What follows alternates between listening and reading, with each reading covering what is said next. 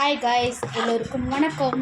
இப்போ நாம் ஓர் அடிக்கும்போது சேலையில் அப்படியே சுருண்டு சுருண்டு சுருண்டு சுருண்டு அது மாதிரி நல்லா ஃபினிஷிங் நல்லா இல்லாமல் இருக்கும். அதுக்கு சேலை ஓர் அடிக்கும்போது நாம் எப்படி ஃபினிஷிங்கோடு ஓர் அடிக்கிறதுன்னு நாம் இப்போ பார்க்கலாம். லைட்டாக இப்படி புடவையில் லைட்டாக இப்படி வெட்டி விட்டுக்கிட்டு நேராக இந்த ஒரே ஒரு நூலை எடுத்து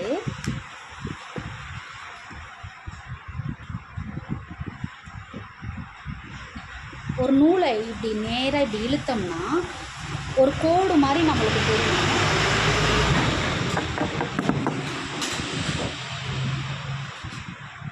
அந்த கோட்டுக்கு நேராக இப்படி கட் பண்ணோம்னா நாம் ஓரை அடிக்கும்போது ஃபினிஷிங் நல்லா சூப்பராக வரும்.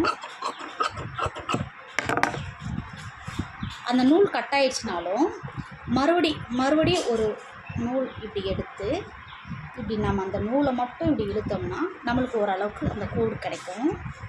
அந்த கோட்டுக்கு நேராக இப்படி கட் பண்ணிடணும். பாருங்கள், அந்த கோட்டுக்கு நேராக கட் பண்ணி